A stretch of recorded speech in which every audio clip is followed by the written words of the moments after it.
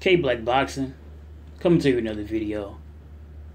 Andre SOG Ward versus Adonis Superman Stevenson. First off, man, it would be a phenomenal fight. And I definitely would like for that fight to happen. Reason being is because all the titles will be on the line, because both guys hold all the titles. Andre Ward holds 3 of the titles, and Adonis Stevenson holds 1. So I'm definitely for unification, and I'm definitely for undisputed. And this fight would definitely be for undisputed light heavyweight supremacy, 175 pounds. But, to be honest, I don't think the fight's going to happen. And the reason being because you got 2 headstrong people who both believe they are the king of the divisions. Adonis Stevenson, he think he's the king of the division. I think because he holds the WBC belt. And a lot of people rank the WBC belt ahead of the others, you know what I mean?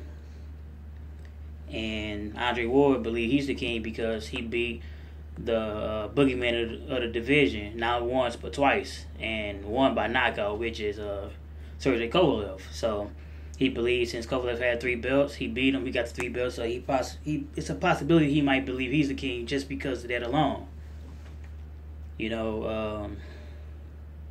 Adonis Stevenson been in the light heavyweight division for a little minute now, man, and I just gotta be totally honest.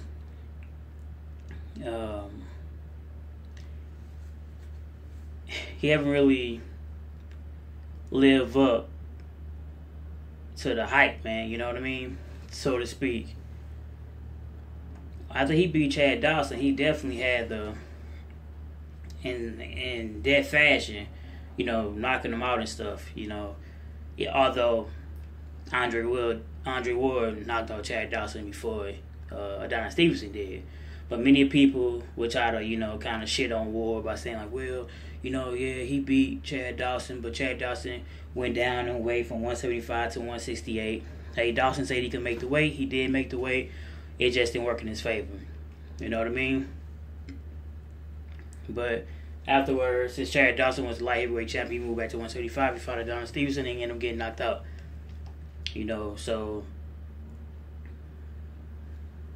So they share a common opponent. And I give both of them props for fighting Chad Dawson, you know what I mean? And although Chad Dawson went down in weight, he didn't have to. That's the move that he made. That's what he wanted to do by fighting Andre Ward. And he lost, like I said. And both of them get credit for those victories over Chad Dawson.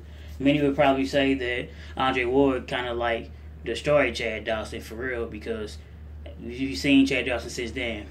He got knocked out by Ward, then Adonis Stevenson, then he stopped by Finfora. He got beat by a guy named Carpensy. I mean, it was basically the end of Chad Dawson after he fought Ward. It's just what it is. But let's get back to Ward versus Stevenson, man. Like I said, it would be a good fight, but both of these guys, they're not gonna go to the negotiation table, and if they do, both guys gonna want the line share of the money, egos, everything. Everything will have to be put aside for the fight to happen. And that's just the truth. They just have to put aside the differences. That's all. They both champions. They need to behave in that manner. And if undisputed, if what we want to see, we basically will have to put our foot down as fans and demand Ward versus Stevenson, basically like we did with Ndonga versus Crawford. If it wasn't for us, it wouldn't happen. So if we put that same notion, even if if we put the same notion on these guys, they will have to come to some type of middle ground, man, and try to have some type of negotiations. But if that don't happen, I really don't see anything happening, man. If you look at both these guys' ages, more so Adonis Stevenson, he's 39. He's no spring chicken, man. And Ward, he had 33 years of age, even though he's 6 years younger. He's no spring chicken either. These guys been fighting a long time, be it amateur and everything else, right? So if the fight is going to happen, it has to happen now. like later this year type of now. Cause I just don't. If it don't, I just don't see it happening, man. Especially when you got Ward talking about retirement, possibly trying to fight at heavyweight, stuff like that. You know, which would be a feat and a goal of his. He's been saying it for a while, and you know, if he's able to accomplish that, why not before he get out? Because walk up to the sunset. Because I don't really see Ward fight. He's 33. I don't really see him fighting no past 35, man. And if he can get everything done in the next couple of fights, we ain't gonna see Ward no more. Ward, the styles it'll be a true boxer, which is in Ward, versus a true puncher in Adonis Stevenson. Adonis Stevenson definitely got punching power, game changing type of power. Outside of Deontay Wilder, Stevenson definitely has the best like game changing type of power. Him and Wilder, they could be losing a fight and one punch can definitely, you know, we use that, we throw that out. One punch can change the fight, but I'm talking with these guys, one punch truly can change the fight. A left straight from Adonis Stevenson will not only, if it don't knock you out right then and there, it's going to wobble you so bad that he's going to jump on top of you and end the fight. It is what it is. That's one thing I say about Adonis Stevenson. He can hurt you, and he's not gonna play no games. If he hurt you, he's gonna jump on you to make sure you don't make it to the next round. And that's just facts. It's how Adonis Stevenson fight. So, but Andre Ward being the way he is, being the person that he is, and I've seen him fight multiple times, whether he was an underdog or not. He's always did what he had to do to win a fight. So, in this case, if they were to fight, you know, I believe Andre Ward would, you know, he would do everything in his power to find a way to win the fight. He don't know how to lose. They say he haven't lost since the preteen and stuff like that. So, if all that is true, and I'm not going to say it's not, because, shit, he won a gold medal, and like I said, he's definitely done everything in his sport, you know.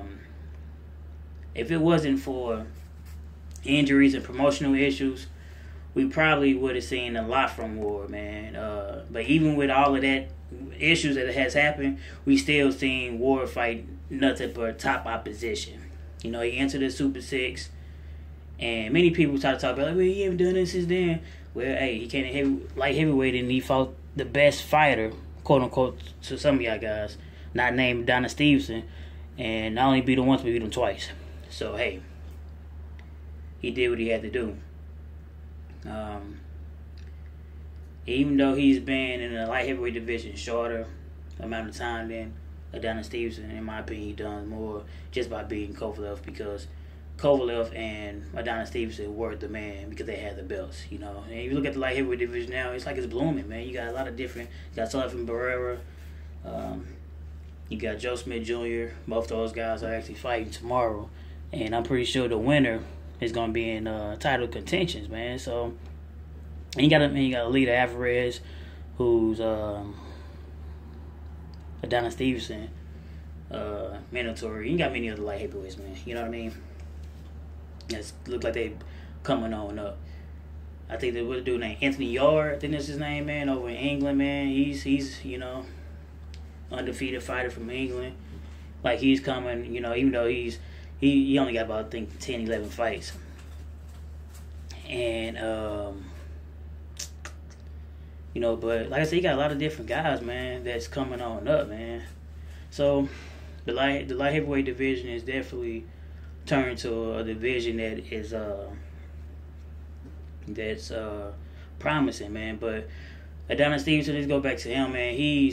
And mentioning Alida Alvarez, he have a problem with making fights anyway. If it's not Andre Ward, every time it's a fighter that's a decent fighter, because he's like, he can get the B-level, C-level type of fighter, like those negotiations go through.